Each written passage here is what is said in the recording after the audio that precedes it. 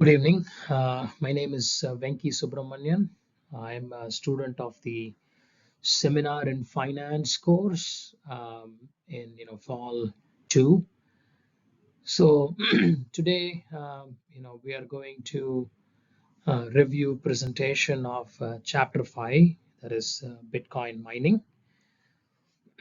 So we'll get into the presentation. So agenda part of all the things that we're going to see here. First is like what is Bitcoin mining.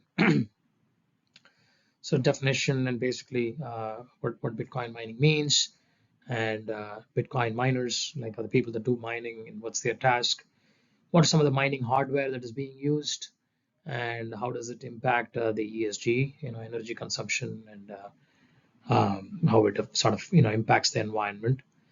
And then it also talks about mining pools and incentive for the miners, and some potential attack mining attacks that are also present. And all in all, overall, we will also put a summary of what we've discussed today. So going into what is Bitcoin mining. So Bitcoin mining is basically a process of mining Bitcoins, right? So why is it called mining? This is just like any mining of a natural resource, right? So if you were to like mine gold, it's called gold mining. So that is a finite number of resource, finite number of gold that's available to mine. So people would go like gold miners would go mine gold. Likewise, Bitcoin also, like when the first it was invented by this person called Satoshi, and when it was first invented, um, there is about 21 million Bitcoins, if I'm not wrong. So this is the total number of Bitcoins. And once after all of the Bitcoins are mined, then, it is, that's it. There's not going to be any more new Bitcoins to be mined. So which is why this process is called as Bitcoin mining. And how do you mine Bitcoin is basically using like, using computers. Started off with like basic computers, but now it's like computers that are like highly powerful, and it's basically complex mathematical algorithms that are used, and with very complex specialized hardware. You use that to do Bitcoin mining. And so why do we do Bitcoin mining, right? So and every Bitcoin, like if people that do mining is basically rewarded with a Bitcoin.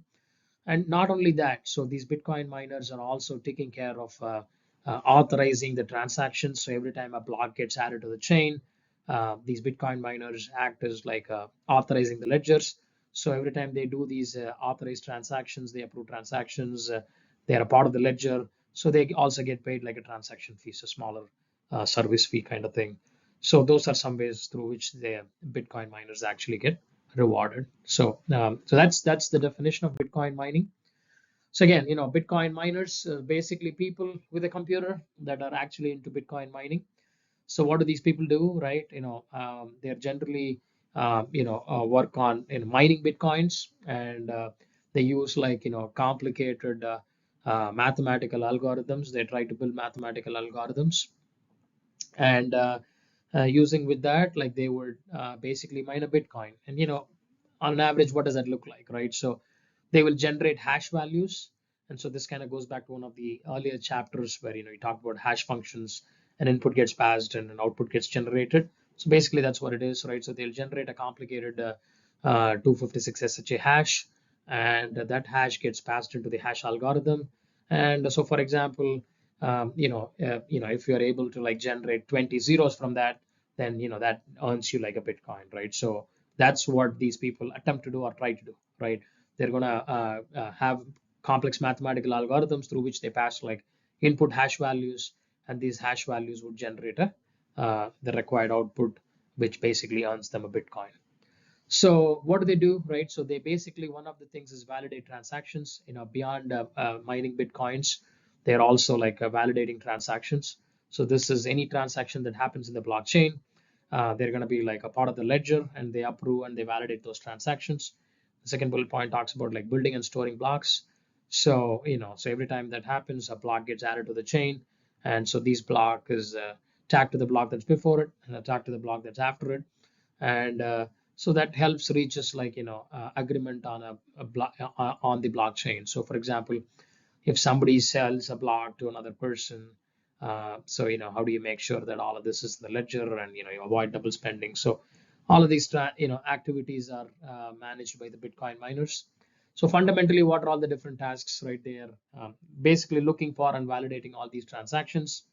They maintain a chain, is the blockchain is what it's called as the blockchain, right? So so the previous blocks and any new blocks that come in is gotta be tagged to a previous chain in the block. So what is this, right? On an average, if somebody sells a Bitcoin or a block to another person, so that basically adds a new block onto the ledger. So right, that's basically what it is. And so these people are managing and maintaining those ledgers. And also, like part of the process, they are collecting rewards, right? Either through mining a block or through validating transactions. So these are the tasks of a Bitcoin miner. So then we talk about hardware, right? So what computers, what devices do these people use to actually perform mining, right? And this has evolved over time, as like any other computer systems are, right? So this has gone through its natural progression. So it started off around like 2008, 2000, 2009 time frame. First couple of years was the first generation, and these are like standard general purpose computers, like any other computers that they would use. Again, no longer in use in the current market. And from there, they further enhanced. They started using like graphics related cards that were repurposed for Bitcoin mining. And some of the advantages is like it was easily available and much more easier to set up. However, the challenges is like it was generating a lot of heat, so obviously it was having a lot of energy level requirements.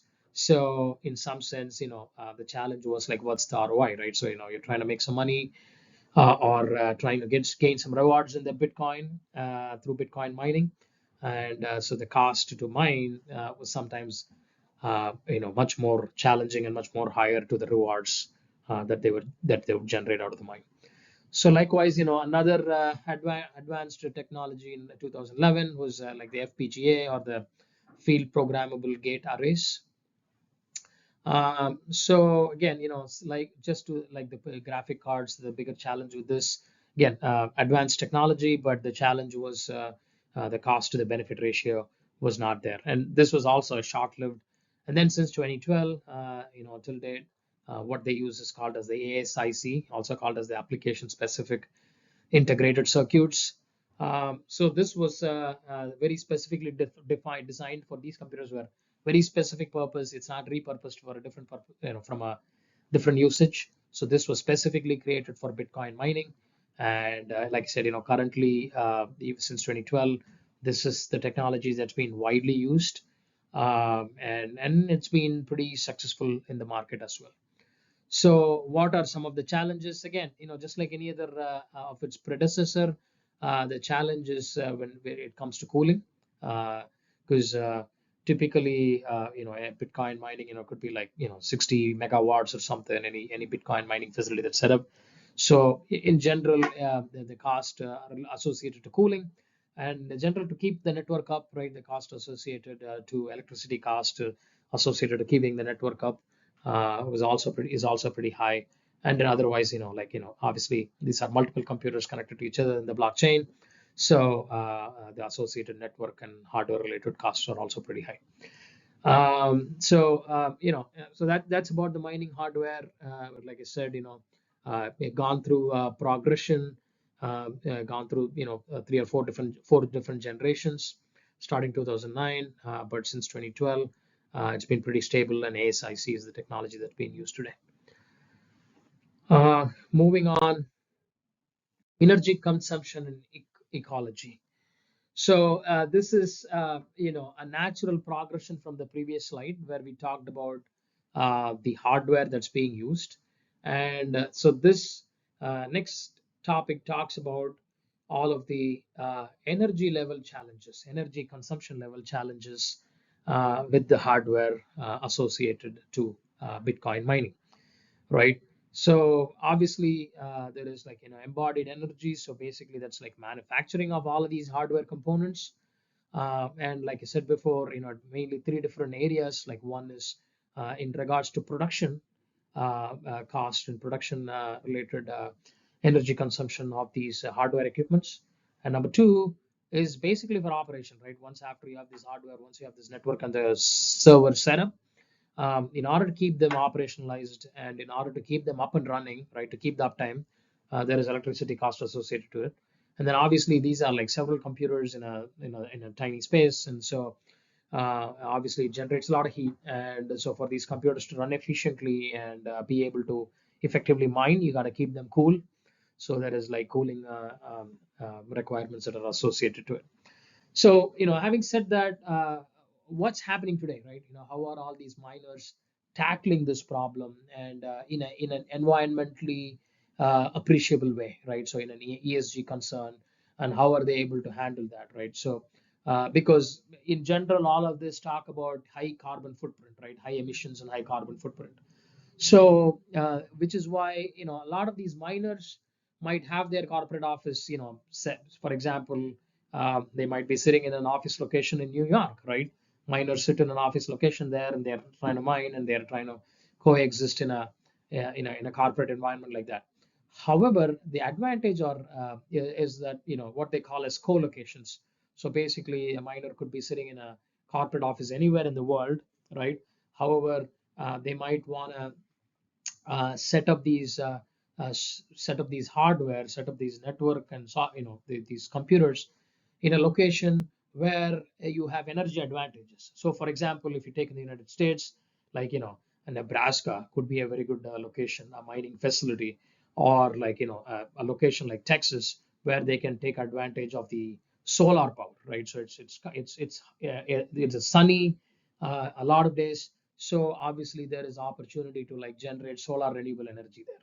So they would set up a solar panel so that you can set up solar panels, and that's how companies like kind of bypass some of these energy carbon footprint challenges. So they would set up a solar panel right next to where you have these hardware networks set up.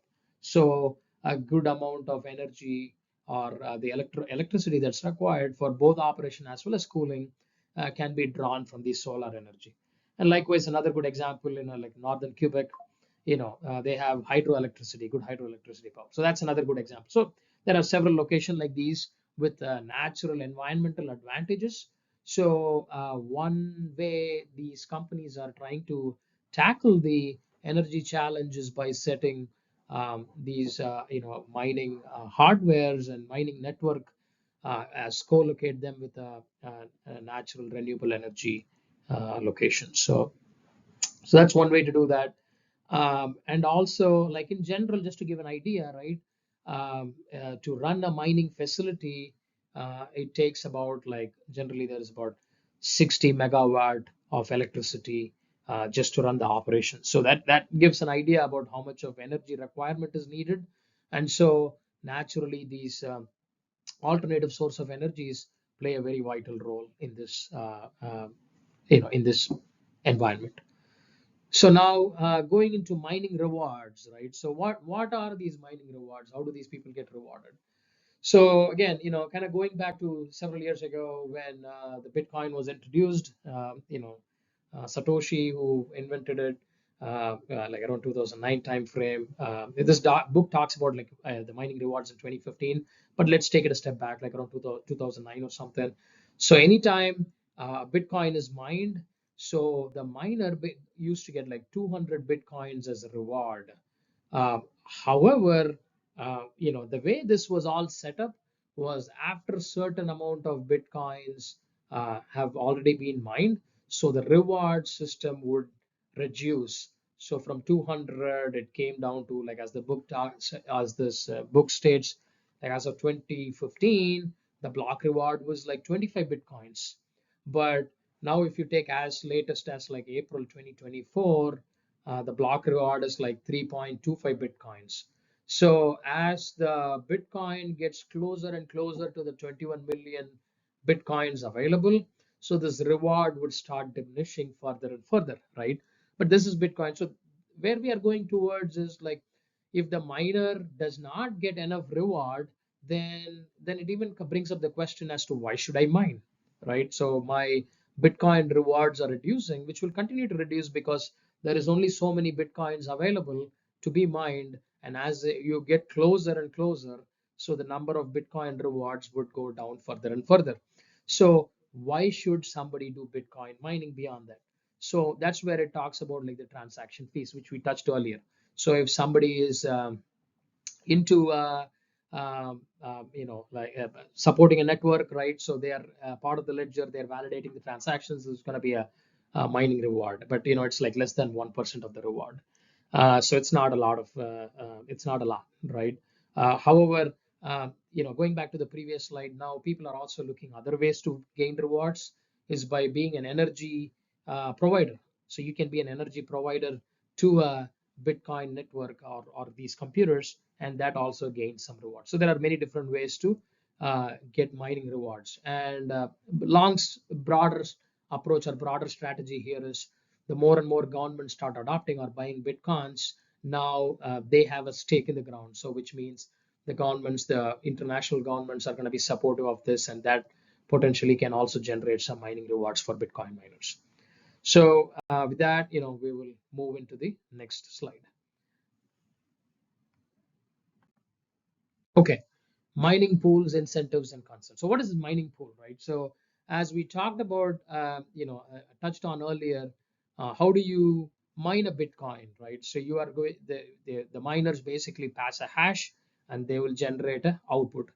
However, the probability of uh, the hash, that input that is provided by the miner, returning the actual expected output to generate a mine is very, very, very low. The probability of is like very, very low. So potentially there are even studies that show to mine one Bitcoin, depending on it might even take 90 years to mine a Bitcoin. So if I can mine a Bitcoin for 90 years, why am I even in the game, right? So that brings up this concept of mining pool. So this is basically a collection of individuals, right? So it's not one particular miner. You have multiple miners that are working towards a shared goal. So, and as the concept is, right, this is multiple people, so a shared vision, or a lot of people, working towards a common goal. So the rewards also get broken down. So depending on how your participation is, versus individually mining, the risk is high, the reward is also high. So there is a good chance that a miner may not get any reward at all. Whereas in this model, there is a constant flow of reward. Although it may not be as high as individually mining a blockchain, individually mining a Bitcoin. In this case, the reward is going to be minimum. However, there is a much more higher probability of a constant reward payback.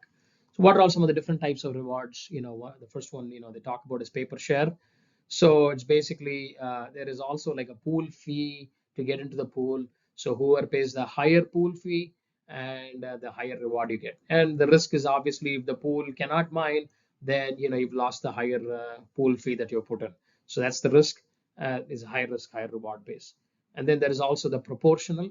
So this is basically depending on how many blocks you find. It's like if the more like if the goal is to find 20 blocks, 20 zeros, and let's say if you can find 16 zeros, and then someone else finds 18 zeros, and someone else finds 20 zeros, depending on how many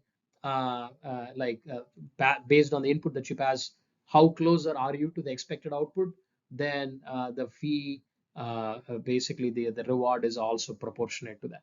So what are some of the challenges with that, right? It is about how well you can mine and how well you can contribute. That's how much reward you can expect back from the incentive you can expect back. So what are some of the concerns here? There is centralization risk, and there is pool concentration. We talked about centralization risk. Pool concentration, again, if the pool is a lot of people, there's a good chance that they're going to mine a Bitcoin, but it also means that the reward gets shared by as many number of people. So the percentage reward that you get is going to be very low. And also there is a 51% attack potential wherein there is a lot of people. So even within the pool, someone else might be able to attack your inputs and outputs, and then in some sense steal the reward that you might have gotten otherwise. And hash laundering also is a very similar concept. All right, moving on, mining strategies and attacks. So, again, this is talking about what are some ways you can uh, attack a mine, right? So now we are in a pool environment where there is a lot of miners, and everyone is trying to go towards a common goal. Um, so, what is forking attack?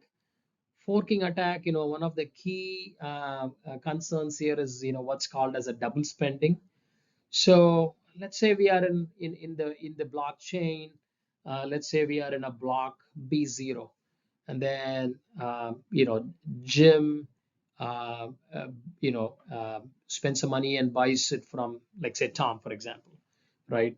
So we would add a block B1, and from there, let's say somebody else adds a block B2. But the Jim, who actually purchased a coin from Tom, is deliberately holding up, and this person might be able to start a new chain from, ideally you would picture it as like going from B0 to B1 to B2 and B3. So it's kind of how your chain flows. So the person that's actually buying can deliberately do double spending. So basically, they might be able to open up a new block from B0 to, instead of going through B1, B2, B3, B1, B2, B3, from B0, they might be able to start a new chain to B4, B5, and basically generate a double spending there, right? So this is called as forking attack. However, like with the technology advancement, there is more ledger controls, there is more reconciliation controls, and with all of the new algorithms and techniques, this has been minimized. And this is also called as like block withholding, right? So because you're not necessarily allowing the block to continue further, and so that's one way to attack and create a challenge on the blockchain. The next topic is feather forking. So this is, again, it's all about like the blocks on a Bitcoin, on a blockchain. So this is like you pick a particular block, and you don't allow that block to be a part of the blockchain. So this and one of the challenges is this can influence a mining behavior, right? So where you prevent a natural block that's supposed to be in there, and then further blocks to get chained from there, but instead you block that, and then you create a selective blocking challenge. So and also the sort of the drawback and advantage for the attacker, but a drawback on the blockchain is this does not require a lot of hash power. So which means this can be done pretty easily. So these are some of the challenges, and kind of going back and summarizing: a forking attack, block withholding, and feather forking are some of the key challenges around blockchain mining, Bitcoin mining. Um, so yeah, but with the technological advancements, some of these attacks are also being minimized or controlled in a way. Okay, now going back into the summary, so let's quickly review all the topics that we discussed. So mining, 2009 started off, and as individuals, hobbies, to now it's become a big professional industry where there are companies that are publicly traded and that do mining, right? Where they could have miners like sit in a corporate office, and then the actual the mining hardware and everything set up in a different location. So some of the key challenges are definitely associated to energy efficiency, keeping the energy costs low, and also be scalable are some of the key factors that are very pivotal for success of Bitcoin mining. So when we talk about pools, which is going to enable multiple miners to participate, so there is more incentives. There is also like centralization risks, where I might be a good miner, but it could easily get attacked. And there is a complex game theory here, right, which we talked about, where these are complex mathematical algorithms, and also which naturally creates attack-related challenges, and so this, in some sense, undermines the appreciation for all of these mathematical complexity of mining strategies. So that's one of the challenge. And then, from a future long story sustainability standpoint, yep, there's only so much bitcoins to mine, and there is at some point in time the rewards of you know getting bitcoin as a reward is going to eventually evaporate, and so the rewards are mainly going to be transactional fee based, which is a smaller percentage. So to the challenge is going to be around motivating miners to stay in the game. And we also talked about centralization and environmental challenges. So that should cover the topic of bitcoin mining. Thanks for your time. And if there are any questions, feel free to email me, and I'd be more than happy to respond back with questions. Thank you so much.